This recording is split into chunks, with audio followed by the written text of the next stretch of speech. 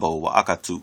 This is Daku, and today I want to read you a couple of articles that basically are just going to remind you, for those of you that knew at one time, and for those of you that don't know, I don't know how you couldn't know, but just remind you that as black people, we are still the enemies of the state. Okay? And I know you say, well, Daku, that was back in the 60s. We about to celebrate the 50th anniversary of the March on Washington today, here in Washington, D.C. We've come a long way. Well, I just want to remind you that you're the enemy of the state. Let me read the news article, which we got out of the Washington Post, and this one was published yesterday, August the 23rd. D.C. judge throws out policeman's whistleblower suit. Officers contended that they refused to follow an illegal order, an act that would be protected under the Whistleblower Protection Act. They said they were instructed by prosecutors from the Attorney General's office not to discuss problems with the Metropolitan Police Department's intoxilizer machines in court testimony. The department announced in March of 2010 that the tests used to evaluate drunk drivers were faulty and suspended their use until September 2012. Police acknowledged that almost 400 people were convicted based on miscalibrated tests. All right. Now, it's a shame that we have to connect the dots.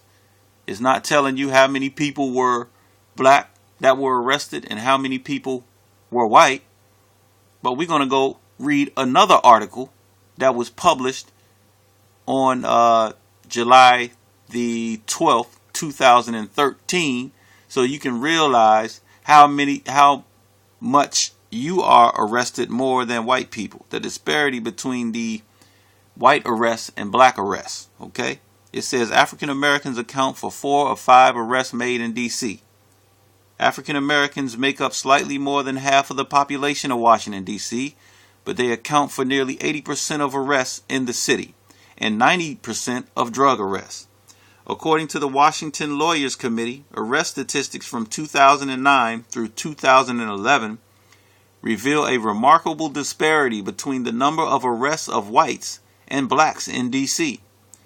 The report notes that drug arrests, 60% of which were for simple possession, were particularly high among blacks, despite evidence showing that blacks are no more likely to use drugs than whites. I know some of you say all you got to do is not break the law and you won't have to worry about that.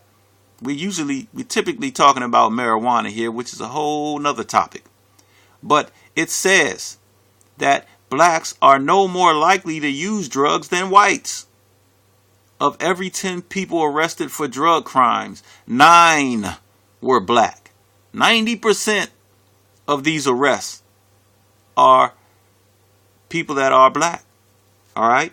The authors conclude that these arrest patterns may have significant implications.